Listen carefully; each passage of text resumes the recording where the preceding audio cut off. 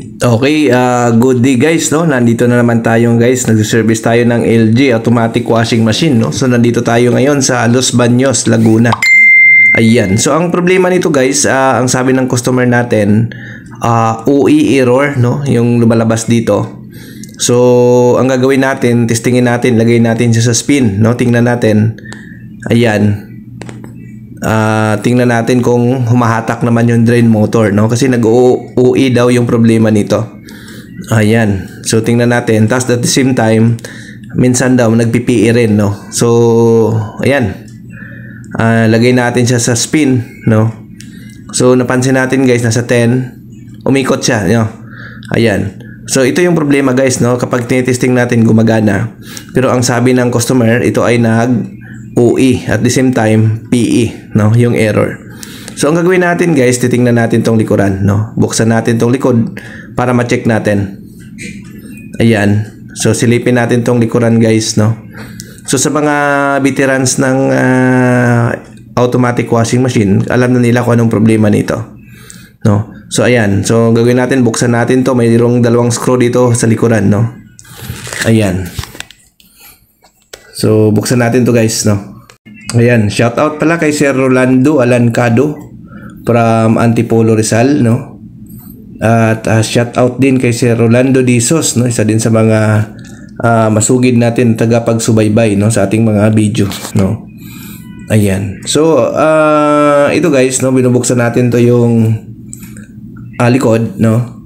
Ayan. Iangat natin to yung cover, din buksan natin yung likuran para maangat natin to, no? So ang pag-angat nito guys, yung cover dito sa likod, ipo-post nyo siya paharap, din angat, no? So ang gagawin nyo, i-post nyo siya paharap, din angat, no? Para matanggal yun. Sa minsan mahirap talaga to tanggalin, no? Kaya kailangan nyo i-post mo siya paharap, din angat, no? So ganoon po ang pagtanggal dito para matanggal nyo yung clip ng washing machine na ito, no? So ayan.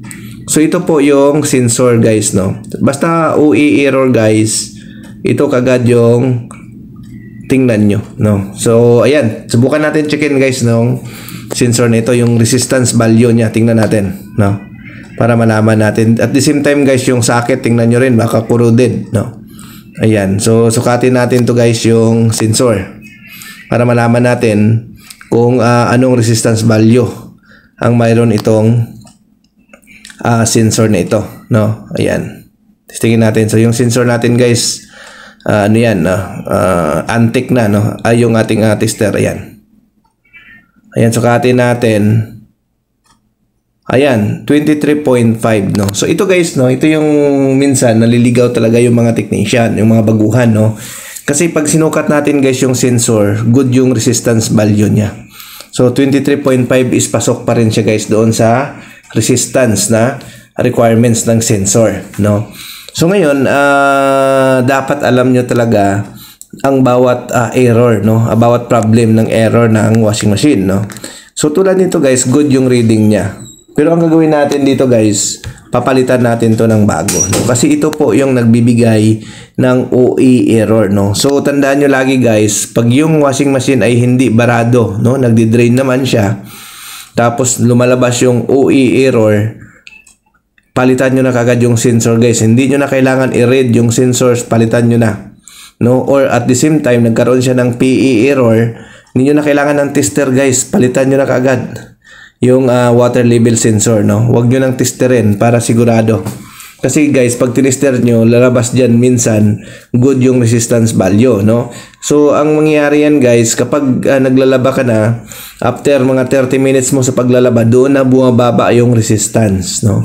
So tulad niyan, pag bagong check mo, titingnan mo, marami kasi nagko-comment sa atin na master, sabi nila, no, good naman daw yung resistance ng sensor. So minsan guys, ang resistance ng sensor ay good, pero yung mechanical niyan sa loob may problema.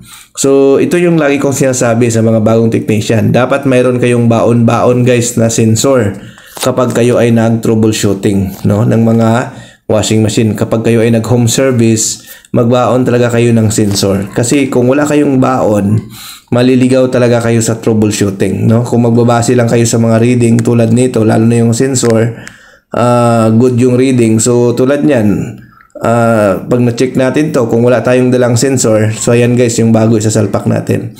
pwede natin sabihin sa customer na ay okay naman, good naman yung sensor, no? Kapag itesting natin, mag-spin yan.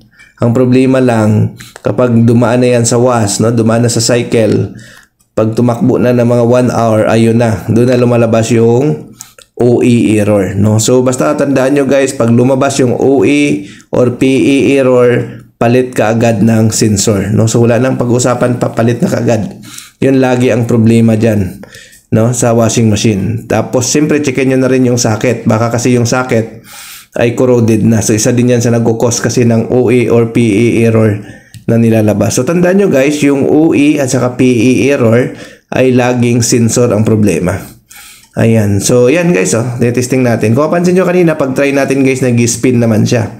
Working naman, no? Pero ang naging problema nito, pag idaan mo siya sa cycle, doon na lumalabas yung error pag umiinit na ang system.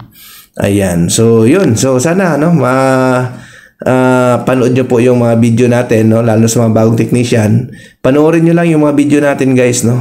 Pagdating ng panahon, sigurado ako maging expert kayo pagdating sa mga washing machine, no? So malaking tulong ito sa inyo guys, no? Lalo na kung kayo po ay naghanap buhay, malaking tulong po yung mga videos natin kasi dito wala tayong tinatago guys, lahat ibibigay natin, no? Kaya kung mapansin nyo minsan paulit-ulit yung mga videos natin kasi ang goal natin dito para makita nyo na every time na ganito ang sira ay ganito rin ang solusyon, no?